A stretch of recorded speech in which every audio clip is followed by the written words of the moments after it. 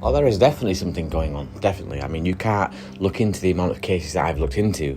You can't speak to the credible witnesses that I have and step away from those situations thinking that there is nothing going on. Obviously, I always go into each and every case with a skeptic mind, or at least an open bit of skepticism. You know, I don't go in there just thinking that everything is going to be a UFO or a dogman or a cryptid of any kind. I always go in there hoping that I can bring some peace and some comfort to these people and explain away some of their strange reports. But unfortunately for me, there are occasions where that isn't possible. And as much as it affects them because of their experience, I also have to live with the fact that there are things out there that I can't explain. And yet I'm the one going out there to do the filming and to speak openly and as honestly as possible about these subjects. So it definitely plays on me in a way that is different from the experiencer, but it plagues me a lot as well in different ways. And these things are real. I can say that 100% without any doubt in my mind. These things are real.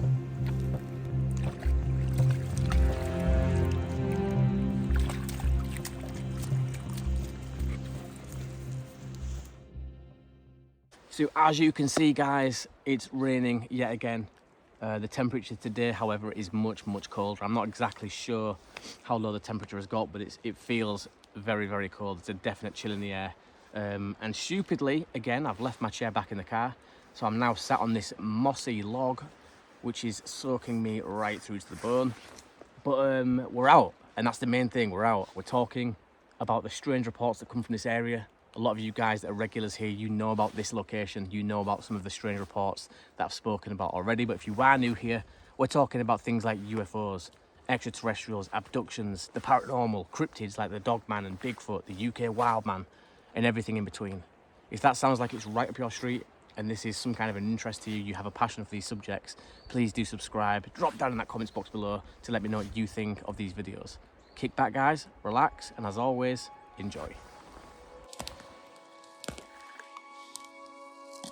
Yeah, I wouldn't be doing this if I didn't enjoy, you know, getting out into these areas and investigating these strange phenomena. If there was any part of me that just thought this was all one big elaborate joke, this was one big hoax, and it was just one person after the next feeding off each other's story, there was no truth to any of this, then there is no way I would be out here in all weathers, rain, sleet and snow, trying to chase something so elusive as the paranormal or the glimmer man or, you know, a cryptid of some nature. I just wouldn't be here putting myself in these situations where I could potentially become injured and, you know, suffer at the hands of a really serious injury for something that I don't believe in. So yeah, I guess there is an element of me really strongly somewhere buried deep down that does believe there are things out there that we need to investigate further.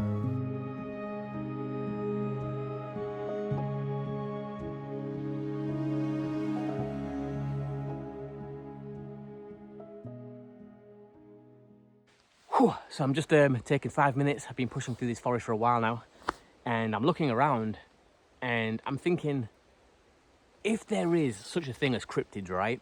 If there is a Bigfoot, let's just say there is.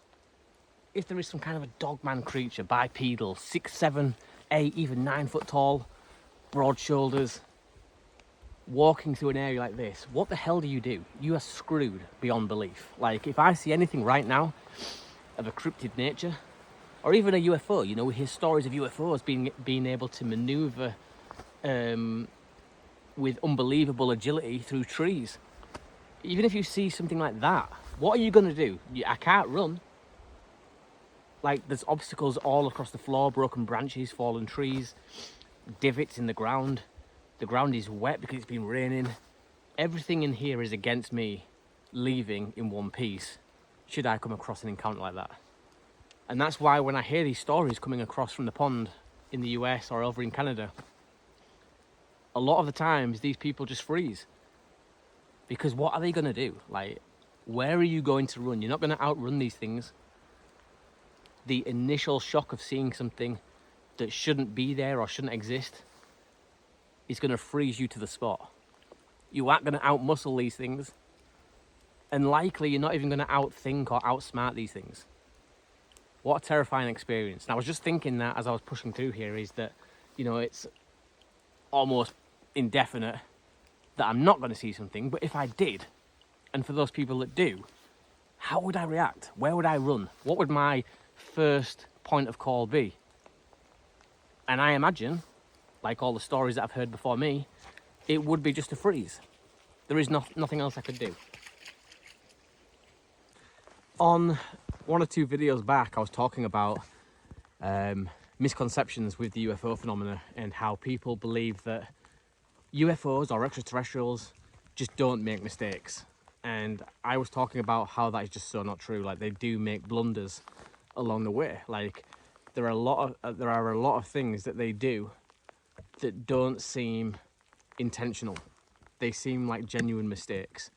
And I think why people find that so difficult to understand is because we get confused. We think that a race or a species of people or beings or creatures that have a very high level of technology, that is somehow an indication of their intelligence, and it's not. The two are so different.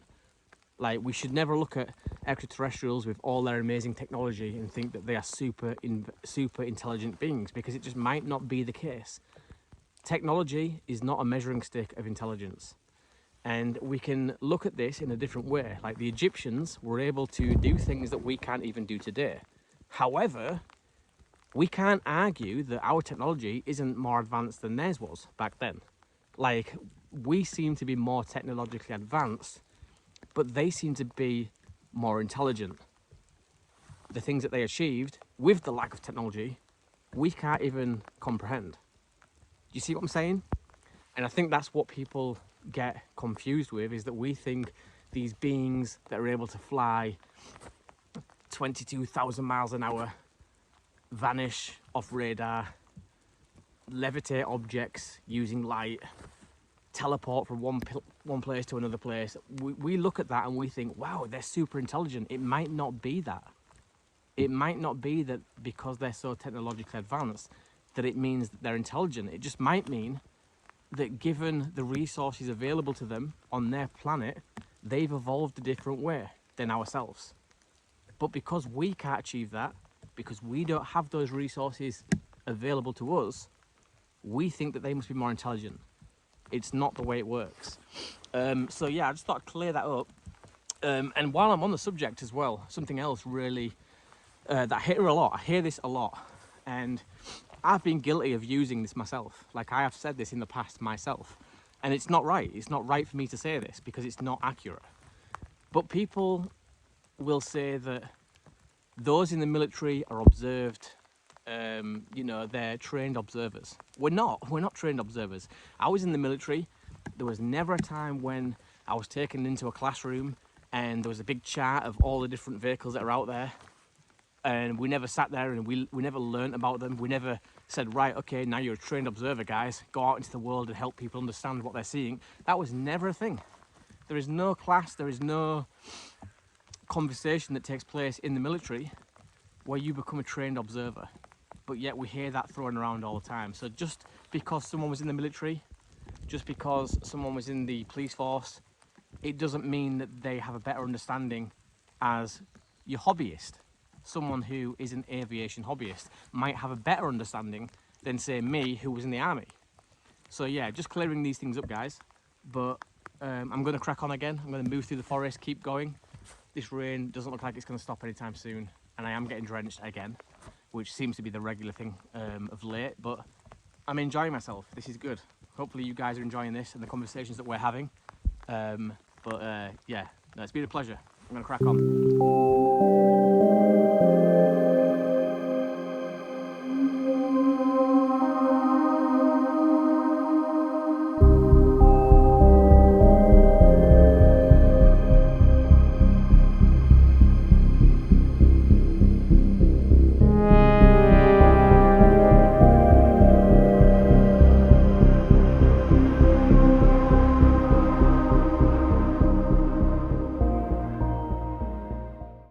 Yep, so this is not good. Just literally skating down this very, very steep hill. Whoa. Trying to come at it from the side so I don't put all my body weight forward, because that could end in disaster.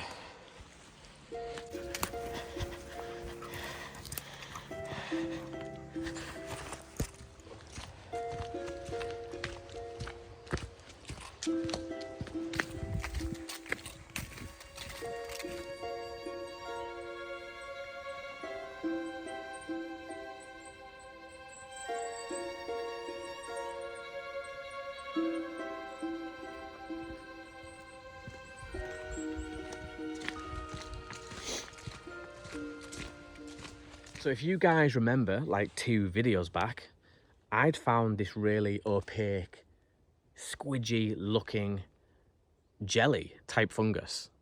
And I remember saying in that video, if you guys can bring me up to speed, let me know what the hell this is that I'm looking at. That would be much appreciated, because I'm always about learning new things, and I am fascinated with the world around me. It doesn't matter what it is, insects, trees, you name it. I want to know as much as I can in this short time that I have here on this planet, and that's just me all over. That's who I am. So you guys did do that. You guys did help out. You dropped down in the comments box below and you said, Ben, this is called star jelly. Now, I'd never even heard of star jelly before, but I Googled it and I was blown away to find that a lot of what I was reading was people's beliefs that this jelly is somehow extraterrestrial in origin. Now, given where I am, or where I found it, in this national park that has many stories relating to things coming from outer space, many stories of extraterrestrial beings being seen here, that blew me away. And also scared me a little bit as well. Like, here I am, looking at something that could be extraterrestrial. Now, there is opposing arguments to that. Some people believe that it's the leftover remnants of frog spawn. Other animals like foxes or badgers may go out and they may eat a load of this frog spawn and then later on spew it up. But there is no solid evidence to support that theory either. So nobody really, at the end of the day, knows what the hell this stuff is, other than really weird. What it did next was, I mean, it was so alien. It was so just beyond measure messed up. It stood up on 2 legs, not like a bear, not like a dog, you know, trying to stand up and get a treat and then it falls over kind of, you know, lazily. It stood up like a person. And it had dog legs, like they were shaped like a dog would stand up. But it had like huge muscles in its legs, especially I remember the quads on it were real big and you could see the muscles like rippling when it stood up and it was holding itself up, and it was so massive. You know, you could tell it had to weigh a ton. I was just coming up a track very similar to like the one I've just come up now, and for some reason I kept looking behind me, and in doing so I had this really quick thought pop into my mind that went something like this. I just thought, imagine if I saw something really quickly as I turned around, jumping from one side of the track and disappearing in the forest on the opposite side. You know, it was standing upright, it was bipedal, maybe even covered in hair, who knows. But how would that experience change my life? Like, how would it change my perception and the way that I do things when out in these areas? And as I was thinking along this train of thought, I started to think that would probably screw me up big time. Because unlike most people that would have the experience and think, wow, that was crazy, that was creepy, or that was amazing, I'd instantly go back in my catalogue of memories when I've been out in these areas, and often as well, let's be real, crawling on my hands and knees through places like this. I would go back to all those times where it was 3 o'clock in the morning and I was on my own camping out under the stars in areas like this. I'd go back to all of those times. But now we'd have to add the fact that I was doing all that with a creature like this roaming around, and that would really screw me up. So yeah, I don't know why I thought that. But what a terrifying thought to think that, you know, and I guess that the closest people who can relate to this will be hunters, right? They're out there all the time, potentially, again, on their hands and knees, trying to get to these better vantage points or try to get eyes on. And they're doing this with relative ease because they don't have no worries other than the game that they're hunting. Now, if you throw into the mix that they have a Bigfoot encounter, something that's 9 feet tall, broad shoulders, you know, I can fully understand now why a lot of these hunters do not go back out to pursue their hobby or their interest anymore after that experience. So I'm just sitting here, guys, right now in front of me, and I've got my phone out, it's on record, and I'm just spitballing. This is all straight from the top of my head. There is no script out in front of me. I'm not reading from anything. I've not pre-wrote anything down. And I sometimes like to do it this way because for me it feels authentic, and everything I say genuinely is authentic whether I write it down or not. But this is raw. This is a thought coming into my head right now, and I'm recording it in live time for you guys to listen to.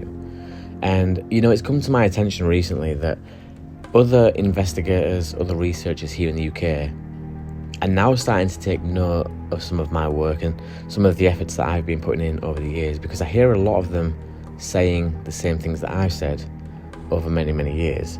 And one of those things, that the North Yorkshire Moors National Park is 524 square miles of rugged coastlines, rolling hills, open moorland and densely wooded areas. Now, I get a lot of comments from people telling me that a cryptid type creature such as Bigfoot would not be able to live here because we don't have the landmass. And 524 square miles of very varied terrain might seem like a lot. It might seem like I'm trying to boast about the landmass that we do have, but in reality that is still very small to say places like the Pacific Northwest. But for me, it's not about the landmass. And I've always stated this, it's never been about the landmass. These creatures, these beings, these entities can come and go at will. And when they can do that, when they have those kind of abilities, landmass doesn't mean anything. They could turn up in someone's back garden, on someone's farm. It doesn't really matter. What matters is why they're turning up there in the first place at all.